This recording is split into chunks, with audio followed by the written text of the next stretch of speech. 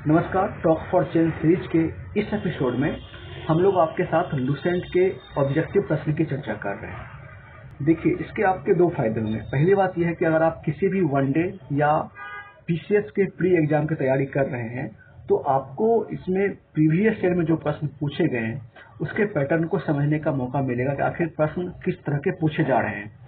दूसरी बात यह है कि इस एक टॉपिक के आधार पर जो अलग अलग तथ्य होते हैं उस टॉपिक से संबंधित, उन तथ्यों के आधार पर किस तरह के और सवाल बनाए जा सकते हैं या फ्यूचर में आने की संभावना हो सकती है, तो इसकी जानकारी भी आपको इसमें मिलेगी। तो I hope it will benefit you. और जो लोग स्टडी विथ माइंड टेलीग्राम से जुड़े हुए हैं, वो लोग जो शाम में 7 बजे टेस्ट देते हैं तो वो भी यहाँ आके रिवाइज कर सकते हैं, क्योंकि शाम में आपको जब टेस्ट देना होता है तो आपको 100 क्वेश्चन दिया जाता है। उस 100 क्वेश्चन में आपको बेहतर मार्क्स लाने की कोशिश करनी होती है, तो इसलिए आप इसमें रिवाइज भी कर सकते हैं इस यूट्यूब वीडियो के माध्यम से। तो चलिए आज के इस टॉपिक की हम लोग शुरुआत करते हैं। आज हम लोग ये बायोलॉजी सेक्शन पे बात कर रहे हैं और बायोलॉजी सेक्शन का जो हमारा प्लांट जेनेटिक्स है या फिर जो हमारा इस तरह से प्लांट टिश्यूज है उसके बारे में बात करेंगे। और इससे पहले हमने प्लांट डिजीज के कुछ प्रश्न की चर्चा की थी, उसी के 4-5 प्रश्न की चर्चा इस एपिसोड में की जाएगी जो बच गए हैं। तो पहले हम लोग उसकी चर्चा कर लेते हैं, उसके बाद फिर और आगे के टॉपिक पे चर्चा की जाएगी। तो चलिए शुरू करते हैं। पहली बात यह है कि यहाँ पे आपको ये देखना है कि जब क्वेश्चन पूछा जा रहा है तो आपको उसके मेन वर्ड पे ध्यान देना है कि किस वर्ड का ये क्या मीनिंग है।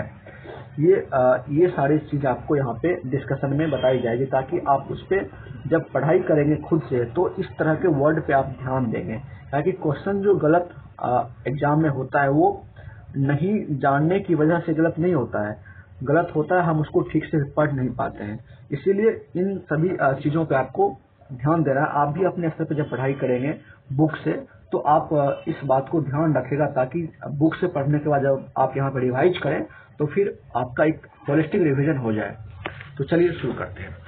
क्वेश्चन ये कह रहा है कि मूंगफली में होने वाला टिक्का रोग किसके लिए उत्तरदायी कवक कौन है, यानी कि टिक्का रोग के लिए उत्तरदायी कवक कौन है। ये कवक है सर्कोस्पोरा पर्सोनेटा। बायोलॉजी में थोड़ा सा डिफिकल्ट नेम होता है, आपको यहाँ पे ध्यान देना है कि यहाँ पे सर्कोस्पोरा पर्सोनेटा। ठीक है। नेक्स्ट क्वेश्चन है कि निम्नलिखित में से किस कवक के कारण बाजरे में ग्रीन ईयर रोग होता है। ग्रीन ईयर रोग किसमें होता है, ये बाजरे में होता है। तो यह है स्क्लेरोस्पोरा ग्रेमिकोला। याद करने के लिए आपको किसी तरह से थोड़ा सा ट्रिक लगाना पड़ेगा। स्क्लेरोस्पोरा बाजरा, इस तरह से आपको कनेक्ट करना है। नेक्स्ट क्वेश्चन है आलू में होने वाले उत्तर भावी अंगमारी रोग के लिए उत्तरदायी कवक हैं। तो यह है फाइटोपथेरा इन्फेस्टेंस। नेक्स्ट क्वेश्चन है सिट्रस कैंकर है, यह है नींबू का एक रोग है सिट्रस कैंकर। साइट्रस आपको याद रहेगा, साइट्रस के बहाने आप नींबू को याद रख पाएंगे। नेक्स्ट क्वेश्चन है निम्नलिखित में से कौन कवक जनित पादप नहीं है। कवक जनित पादप रोग नहीं है, तो ये तंबाकू का जो मौजिक रोग है ये कवक जनित रोग नहीं है। नेक्स्ट क्वेश्चन हम लोग देखते हैं कि रिंग रोग यानी कि रिंग डिजीज के नाम से जाना जाता है। तो ये सैथिल रोग को हम लोग रिंग डिजीज के नाम से जानते हैं। सैथिल जो रोग है ये रिंग डिजीज के नाम से जाना जाता है। नेक्स्ट क्वेश्चन है ब्लैक हार्ट। ब्लैक हार्ट कारक कौन है, ये ऑक्सीजन की कमी के कारण होता है। जो ब्लैक हार्ट कारक होता है आलू में, ये ऑक्सीजन की कमी के कारण होता है। ठीक है। नेक्स्ट क्वेश्चन है निम्नलिखित में से कौन सा एक सुमेलित नहीं है। तो देखिए इसमें सुमेलित नहीं है, इसमें तो बाजरा ये रोग है, अर्गट ये सही है, चना में उकट्ठा होता है, उसका हरित बाल धान में नहीं होता है। हमने ऊपर में क्या देखा, ये बाजरे में होता है। मटर का पाउडरी मिल्ड्यू, ये ध्यान रखना है, धान में हरित बाल नहीं होगा, ये बाजरे में होता है। नेक्स्ट क्वेश्चन कर्नाल्ट बल्ट की बीमारी एक है, ये पाई जाती है गेहूं में। कर्नाल बल्ट, देखिए आप इसको ऐसे भी याद रख सकते हैं। कर्नाल बल्ट की जब बात आती है तो आप इसको, ये कहाँ है, हरियाणा में है ना करनाल, तो ये आप याद रख सकते हैं। तो करनाल बंट जो है ये गेहूं की बीमारी, वहाँ पे गेहूं ज़्यादा होती है पंजाब हरियाणा साइड में, तो आप इस तरीके से भी याद रख सकते हैं। नेक्स्ट क्वेश्चन है, गेहूं से संबंधित रस्ट पर कार्य करने वाले वैज्ञानिक हैं, तो केसी मेहता है जो रस्ट पे कार्य करते हैं। नेक्स्ट क्वेश्चन है, ये हमारा नेक्स्ट टॉपिक शुरू होता है प्लांट टिश्यू, पादप उत्तक, प्लांट टिश्यू, ठीक है। ये हम लोग देखते हैं प्लांट टिश्यू के बारे में जो क्वेश्चन पूछे गए उसको हम लोग एक एक करके देखते हैं, समझते हैं कि किस तरह के सवाल पूछे गए। नेक्स्ट क्वेश्चन है, एक विशेष कार्य करने वाले समान कोशिकाओं के समूह को क्या कहा जाता है? ये कहा जाता है उत्तक कहा जाता है। नेक्स्ट क्वेश्चन इज, वह उत्तक जो द्वितीय वृद्धि के लिए उत्तरदायी हैं, यह है कैम्बियम, द्वितीयक वृद्धि के लिए उत्तरदायी। नेक्स्ट क्वेश्चन, पौधे में फ्लोएम मुख्यतः उत्तरदायी होता है, फ्लोएम आहार वहन के लिए। देखिए जाइलम और फ्लोएम ये दो हैं।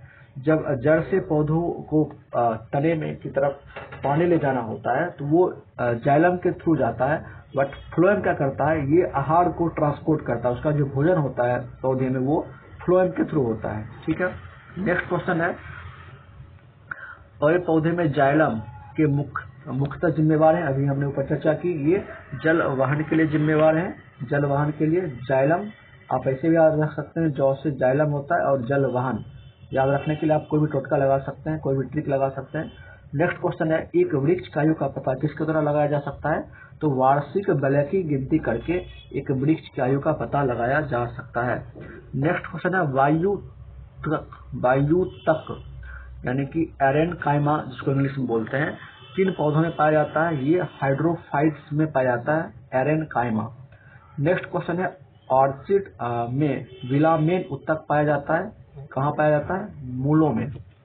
नेक्स्ट क्वेश्चन है, निम्नलिखित में से किसकी सक्रियता के कारण वृद्धि वलय बनती है? तो ये अंतःरंभीय एधा की। देखिए इंग्लिश में थोड़ा सा इजी होता है बायोलॉजी पढ़ना, तो हिंदी के वर्ड को आप इंग्लिश में जाकर देख भी सकते हैं जहाँ पे दिक्कत थोड़ी बहुत आपको आती है। नेक्स्ट क्वेश्चन है, समुद्र के किनारे उगने वाले वृक्षों में वार्षिक वलय नहीं होते हैं क्योंकि स्पष्ट जलवायुवी विभिन्नता होती है, इसीलिए समुद्र के किनारे उगने वाले वृक्षों में वार्षिक वलय नहीं होते हैं, ये इसके साइंटिफिक रीजन है। नेक्स्ट क्वेश्चन है, एक वृक्ष के पुराने तने के अनुप्रस्थ काट में 50 वार्षिक वलय मिलते हैं, वृक्ष की आयु होगी 50 वर्ष।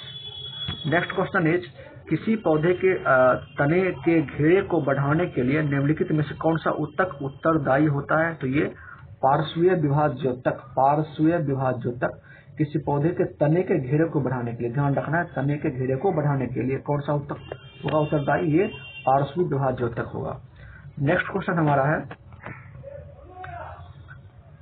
जलोद्भिद निम्न में से किसकी उपस्थिति के कारण जल पर तैरते हैं? तो ये वायुतक की उपस्थिति के कारण यहाँ पे तैरते हैं, जलोद्भिद, ठीक है। नेक्स्ट क्वेश्चन है, शीर्षस्थ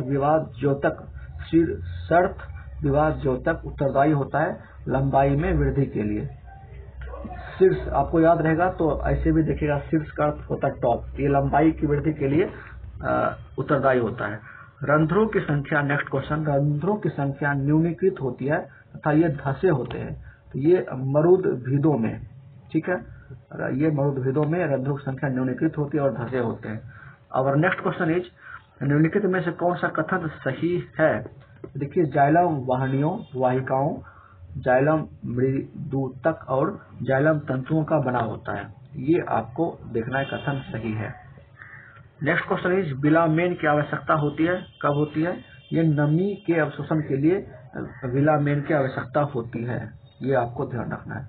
और नेक्स्ट क्वेश्चन इज, पार्श्व विभाज्योतक उत्तरदायी होता है, तो ये किस लिए होता है? मोटाई में वृद्धि के लिए पार्श्व विभाज्योतक। देखिए पार्श्व ऐसे भी चौड़ा होता है, पार्श्व जो हमने शीर्षस्थ कहा था वो इस तरह से लंबा होता है, इसलिए लंबाई में वृद्धि के लिए उत्तरदायी होता है। ये पार्श्व ये इस तरह से होता है, इसलिए मोटाई में वृद्धि के लिए उत्तरदायी होता है।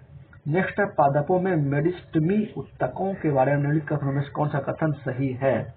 तो सही है, अपनी मोटी हो चुकी भित्तियों के कारण ये पादप को नम्यता प्रदान करते हैं। ये आपको मेरिस्टेमी उत्तक के बारे में, टिश्यू के बारे में जानना था। नेक्स्ट क्वेश्चन है वाणिज्यिक मूल्य वाला कॉर्क किससे प्राप्त होता है? जो कमर्शियल कॉर्क होता है वो क्वेकर्स सुबेर से प्राप्त होता है। निम्नलिखित में से किस एक भारतीय वैज्ञानिक ने पादपों में जल की लंबी दूरी के अभिगमन का सिद्धांत प्रस्तुत किया? तो जेसी बोस साहब ने किया था। अब हम देखेंगे नेक्स्ट क्वेश्चन को। नेक्स्ट क्वेश्चन में ये कह रहा है कि पौधे के कुछ भाग मोड़ने पर बिना टूटे आसानी से मोड़े जा सकते हैं। कुछ भाग जैसे पत्ती और तने की नम्रता का कारण किसको बहुतायात माना जा सकता है? तो आखिर ऐसा क्यों होता है? ये होता है दृढ़ोतक के कारण, ऐसा होता है दृढ़ोतक के कारण। अब हमारा जो नेक्स्ट टॉपिक है वो प्लांट जेनेटिक्स है। ठीक है, प्लांट जेनेटिक्स ये वंशगति के अध्ययन से संबंधित जीव विज्ञान की शाखा क्या कहलाती है? अनुवांशिक जेनेटिक्स।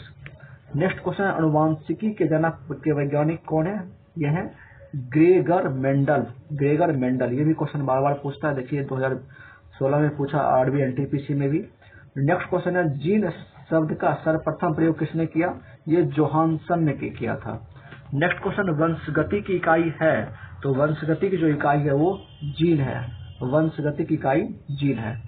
नेक्स्ट क्वेश्चन है मेंडल ने किस पौधे पर संकरण प्रयोग किया? तो जो मेंडल साहब थे वो गार्डन जो पी, इसे मटर बोलते हैं हिंदी में, उस पर उन्होंने संकरण का प्रयोग किया था।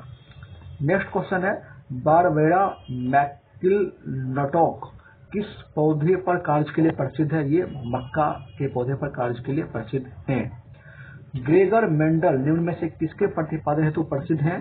तो ये अनुवांशिकता के नियम के लिए ये मेंडल साहब प्रसिद्ध हैं। नेक्स्ट क्वेश्चन है मेंडल द्वारा प्रतिपादित अनुवांशिकता के तीनों महत्वपूर्ण नियम संबंध स्थापित करते हैं: पृथक्करण, स्वतंत्र अपव्यूहन एवं अप्रभाविता का। नेक्स्ट क्वेश्चन है मेंडल ने मटर के पौधे का चयन किया ताकि, यानी कि ऐसा उन्होंने क्यों किया? क्योंकि इनमें पर्यायी लक्षण उपस्थित थे, यानी कि थोड़ा सबसे डिफरेंट था ये।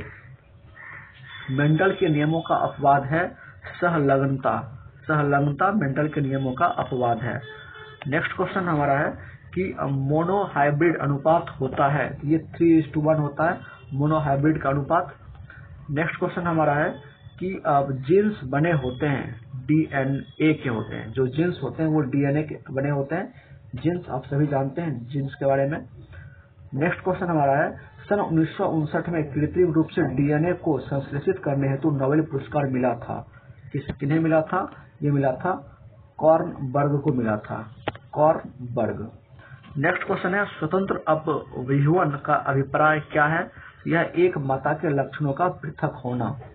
ये एक माता के लक्षणों का पृथक होना। नेक्स्ट क्वेश्चन है मेंडल की सफलता का मुख्य कारण क्या था? उन्होंने मटर के पौधों का चयन किया था।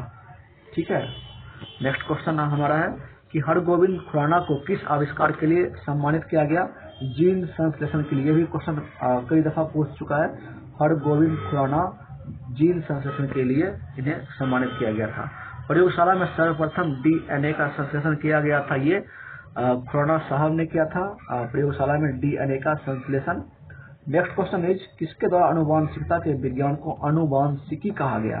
ये बैटसन के द्वारा कहा गया, बैटसन साहब ने अनुवांशिकी कहा। नेक्स्ट क्वेश्चन इज अनुवांशिक उत्परिवर्तित होता है क्रोमोसोम में, है ना? अनुवांशिक उत्परिवर्तित होता है क्रोमोसोम में। नेक्स्ट क्वेश्चन है अनुवांशिकता यानी जेनेटिक्स शब्द किसने गढ़ा है? ये बैटसन साहब ने अनुवांशिकता शब्द गढ़ा है। तो ये था इस टॉपिक से संबंधित। अब कुछ क्वेश्चन यहाँ पे साइटोलॉजी से संबंधित हम लोग देख लेते हैं। सेल नाम किस जीव वैज्ञानिक ने सर्वप्रथम दिया था? ये रॉबर्ट हुक ने सेल नाम दिया था। नेक्स्ट क्वेश्चन है कौन सी रचना जंतु कोशिका को वनस्पति कोशिका में विभेदित करती है? तो ये है सेंट्रियोल। ये विभाजित करती है। उसके बाद कोशिका में राइबोसोम की अनुपस्थिति में कौन सा कार्य संपादित नहीं होगा? ये प्रोटीन संश्लेषण नहीं होगा। नेक्स्ट क्वेश्चन है, यदि माइटोकॉन्ड्रिया काम करना बंद कर दे तो कौन सा कार्य नहीं होगा? ये भोजन का ऑक्सीकरण नहीं होगा। नेक्स्ट क्वेश्चन है कि कोशिका का ऊर्जा गृह पावर हाउस किसे कहा जाता है? माइटोकॉन्ड्रिया को कहा जाता है। नेक्स्ट क्वेश्चन है, निम्नलिखित में से कौन सबसे बड़ा कोशिकांग है? ये प्लास्टिड है। ठीक है। नेक्स्ट क्वेश्चन है, कोशिका में प्रोटीन संश्लेषण कहाँ होता है? तो ये प्रोटीन संश्लेषण होता है राइबोसोम में। और हमारा लास्ट क्वेश्चन है, पादप कोशिका का सबसे बाहरी आवरण कहलाता है कोशिका भित्ति। तो ये आज के डिस्कशन की चर्चा हुई। अब नेक्स्ट एपिसोड हम लोग मिलेंगे एक नए टॉपिक के साथ। तो अगर आपको ये चर्चा अच्छी लगी तो प्लीज आप कमेंट बॉक्स में जाके कमेंट सेक्शन में आप अपनी राय जाहिर करें और इस चैनल को सब्सक्राइब करें। तब तक के लिए नमस्कार, जय हिंद।